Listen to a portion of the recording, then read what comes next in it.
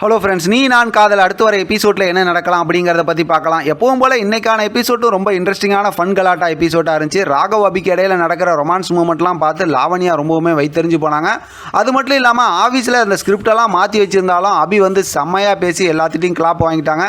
ரொம்ப சந்தோஷப்பட்டுக்கிட்டு இருந்தாங்க. அந்த நேரத்தில் தான் அந்த கசாயம் கொண்டு வந்து குடித்தாங்க. அதை குடித்ததுமே பார்த்தா ராகவுக்கு அந்த தொண்டெல்லாம் சரியாக போச்சு. இருந்தாலும் அபி வந்து கேட்கும்போது அதெல்லாம் இல்லையே, எனக்கு அப்படியே தான் இருக்குது, பேச முடியலங்கிற மாதிரிலாம் ஆக்ட் பேசிக்கிட்டு இருந்தாங்க. அதை பார்த்து அபி வந்து அந்த உண்மையை வெளியில் கொண்டு வரணுங்கிற மாதிரி பார்த்தா கீழே பாருன்னு சொல்லி பயமுறுத்துறாங்க. உடனே ராகவ் வந்து பயந்து போய் டேபிள் மேலெலாம் ஏறி நின்றுட்டு என்னாச்சு எங்கே அப்படின்னு கேட்டுக்கிட்டு இருந்தாங்க. பார்த்தா அவங்க பேசுகிற அந்த குரல்லாம் வெளியில் வந்துருச்சு. அதை பார்த்து செம்ம ஜாலியாக சந்தோஷமாக ரெண்டு பேரும் பேசிக்கிட்டு இருக்கும்போது தான் ஏற்கனவே நம்ம ப்ரொமோவில் பார்த்தோம்ல, இன்னும் 2-3 கொசுவர்த்தி பொருத்தி வைக்கணும் இருங்க அப்படிங்கிற மாதிரி சொல்லும்போது அப்படியே ராகவும் சிரிச்சிடுறாரு, அபியும் சிரிச்சிடுறாங்க. சூப்பரான ஒரு டாம் அண்ட் ஜெரி சண்டை, அதே போல் ஒரு ரொமான்ஸ் மூமெண்ட்டும் நம்மளால் பார்க்க முடிஞ்சிச்சு. சரி, நம்ம இப்போ கதைக்கு வருவோம். இங்கே மெயின் கதையில் பார்த்தோம் அப்படின்னா மென்டல் குரூப்பை நல்லா அபி குழப்பி விட்டுருக்காங்க. ஒரே ஆளாக இருந்து 2 பேர்த்தையும் அடிக்கிறாங்க. ஒரு பக்கத்து சுந்தரி கிட்ட அணு பிரெக்னெண்ட்டாக இருக்காங்க அப்படின்னு சொல்லி சுந்தரியை நல்லா குழப்பி விட்டுருக்காங்க. சுந்தரி ஒரு பக்கத்து அப்படியே யோசனையோடு சுற்றிட்டு இருக்காங்க. இன்னொரு பக்கத்து பார்த்தோம் அப்படின்னா முரளி வந்து எப்படியாவது இவங்களுக்குள்ளார நடக்கிற சண்டையை தெரிஞ்சுக்கணும்னு சொல்லி அந்த ரெக்கார்டர் வைக்க போகிறாங்க. அடுத்து அதில் மாட்டுவாங்கன்னு வச்சுங்களேன். இப்போ முரளி சம்மந்தமாக இருக்கிற உண்மையை கண்டுபிடிக்கிறதுக்காக தான் இப்போ அந்த சங்கருங்கிற வக்கீலை தேடுறதுக்கு இந்த வாரத்துக்கான ஸ்கிரிப்ட் கொடுத்துருக்காங்க.